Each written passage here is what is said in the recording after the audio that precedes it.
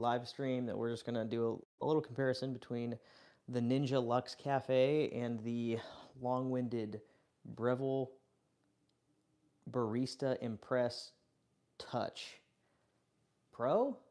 Pro Touch? I don't know. Either way, it's long-winded. It's one of these things. It's the Impress that has the tamping and the auto steaming. So Impress Touch, I'm pretty sure.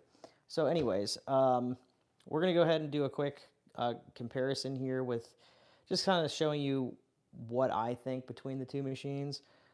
I have been using this machine. I have a full review of this machine. I can't link it because it's live stream, but I'll maybe link it in the description below after. But it's a pretty good machine. I gave it a pretty high score. It's really easy to use. But the Ninja might be even easier for somebody, especially at the price point. The Ninja, I believe, is $6.99, and the Impress Touch, I believe, is like $14.99. Just depends on when you're buying it, but I think MSRP is $14.99. So this is like half the price, and I think it's doing as much or better in some cases than the Breville. So let me just kind of get into it a little bit and show you what's going on. In the Ninja here, what's kind of cool that this one does that this one doesn't, so the Ninja does it, the Breville does not do it, is it actually does a like cold brew and cold press shot of espresso. So you could do cold brew that does like slow trickling, we'll call it like warm water that you'd serve over ice, and it's like a cold brew, closest thing you can get to cold brew that without doing it over like 24-hour period. And then they have the cold press, which again, it's like, it's not cold water, it's like lukewarm water that is getting pressed through at like 9 bars, 12 bars, something like that.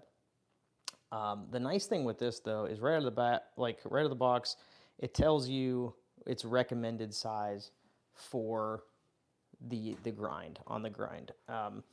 Whereas the Breville, it does do that, but it doesn't change it based on what you're brewing. So if you go through this, you have like an actual drip pour over coffee style, and it tells you, okay, we're currently at 15 on the grind setting, but you're actually supposed to be at 24 on the grind setting. So you just kind of move this to 24, and then you grind, you're good to go. We're going to move it back to 15 because we're not going to do a pour over. But it's nice that it does pour over. The Breville doesn't really do a traditional coffee. So it's nice there. And then the other thing too is you have the sizes here, and the recommended grind size per size changes. So it is nice that it's pretty smart at giving you the right grind size. Really the oddest thing about this Ninja is that this is a very odd size. It's like 53, I think, millimeters. The Breville's 54, which again is sort of an odd size. But I think because Breville's been around for so long, this has become almost a standard for household machines. But like, look at the depth difference. I don't know if you could see that on here, but it's like super crazy. This is like very deep, and this is not. And it's really just for one reason, and it does like a quadruple shot of coffee. And I'll show you over here. This is the quad shot. They call it the Luxe, but it's like a quadruple shot of espresso. It is nice though on the side here that you can kind of store all of your like extra coffee stuff, which is nice. And then the other thing that's kind of strange about this portafilter is that it's not traditional where you just like click it in. There's actually these little like divots that you have to like line up. I think that's, and like it's pretty much normal, but you have the plastic.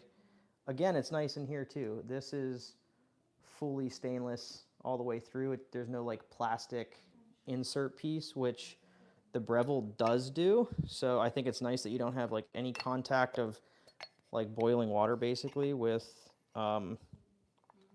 the plastic. And again, this is kind of weird because this won't go in. You have to like really line these up, and then you got it. So it's a little funny. And then you have a funnel here. You pop this on top. You pop this in. You have a tamper. Everything's kind of like built into it, and it's nice and neat. Other thing I like too is this. You can put this at different heights. So like if you are somebody who has a giant coffee cup, maybe you're a nurse. Good chance if you have a big coffee cup, you might be a nurse. But if you do, you can have this tiny, you know, the large size. Or if you're just doing espresso or maybe a small cappuccino, you can move it up. And you do this, the reason why you want to keep it up higher, you always want to keep your spout as close to the top as possible, is because the more air time the espresso has, the colder the drink is going to get. So it's just something to keep in mind. So let's make a shot of espresso. Actually, we'll do a latte with both. And I'm actually going to have, we're going to have a couple of different things here. I have called this machine the idiot proof machine. So we are going to have my favorite idiot friend try to jump in on that. He's not an idiot, I'm just joking around, but he has only made espresso twice, and it was with this machine, and it was pretty easy. So he's gonna come in and he's gonna do the espresso, but we're gonna grab milk first, or actually he'll start making the espresso, I'll grab the milk. So let's let Brad in the picture. Brad, you might have to bend. I was gonna say, you probably can't even see me up here. Oh, we'll back it up. Ready? Wait, this goes up, and boom, look at that. It's Brad's size. Look at that, perfect. Wait, just for comparison, there is a height difference. Like totally a height difference. Okay, go for it, bud. This is very idiot proof. You just click start. I think you already failed. I'm just kidding. Yeah. I'm just kidding. I've never used this one though. Honestly, it's pretty similar. Really? That was my first idiot proof. I called it machine. I think it's like the easiest start, but now I'm kind of thinking the Ninja might be. So check out this tamping. Go again. So if you look, it goes, push it one more time for me, Brad. So you kind of can't over tamp there, which is nice. It's just, like I said, kind of idiot proof. You can't screw this up. It's very nice for beginners. I need a cup. Yeah, let me do that. Let me get you a cup. We're gonna get 2 cups for making a latte. Let's do it.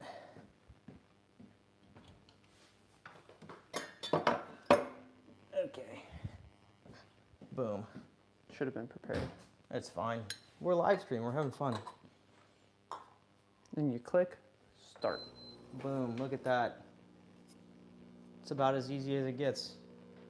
And as you can see, the grind size is set correctly, 15. All you have to do is make sure the grind is at the recommended. Pretty good looking shot. The only thing I don't like about this machine compared to this is it doesn't give you a timer. So when you hit the start button, you just kind of get that like loading bar, which is useful but not as good as an actual timer. Okay, and then I'm going to go through and we'll talk about the steaming here a little bit. So we have this like little spindle thing that like cheap espresso machines or like frothing machines will use, and that goes in the bottom here. I generally don't recommend using it, so we're going to keep it out for right now because we want to have a pretty good experience with the grind. So the biggest downside with this is the time it takes to start steaming compared to the Breville. So just for comparison, I'll hit the manual button here and tell you how long it takes.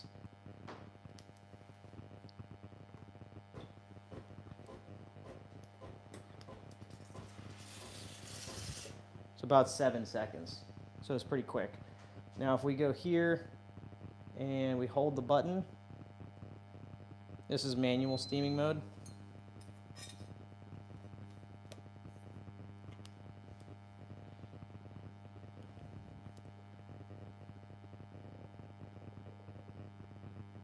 Still going.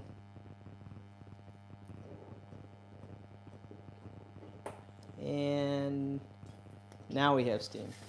That was almost 20 seconds. So it's, I don't want to say it's like some crazy number, but it's more than double the time it takes.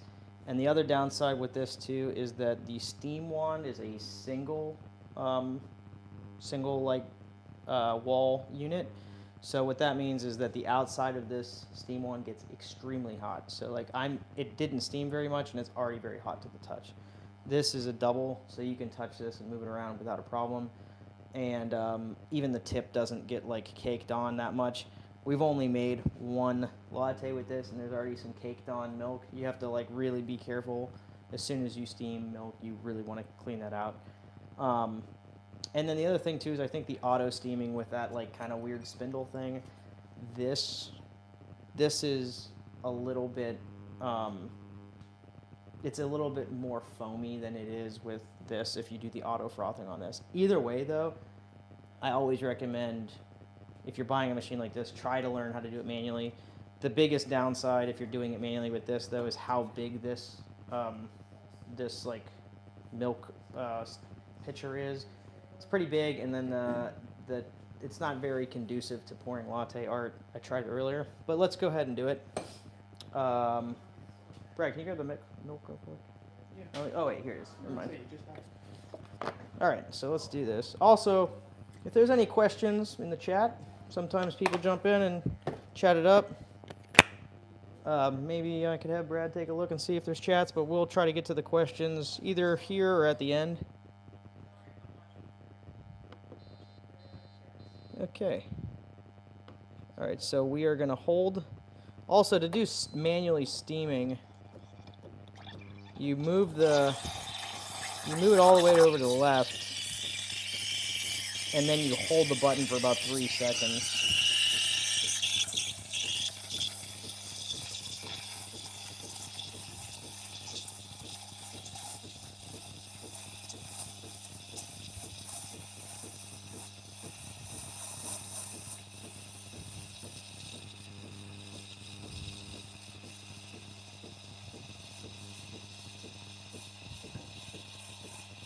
The steam pressure is about the same, maybe a little bit less on this machine compared to the Breville.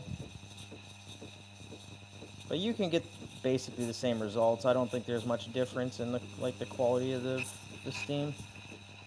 Really, it's the pitcher. This is a worse pitcher in my opinion than the one that comes with the Breville.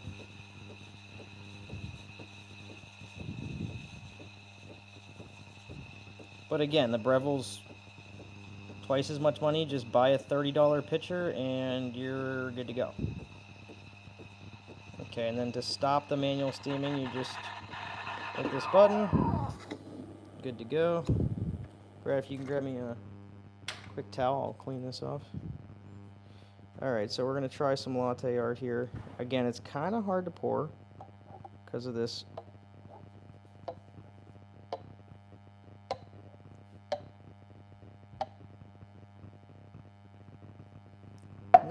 Not terrible.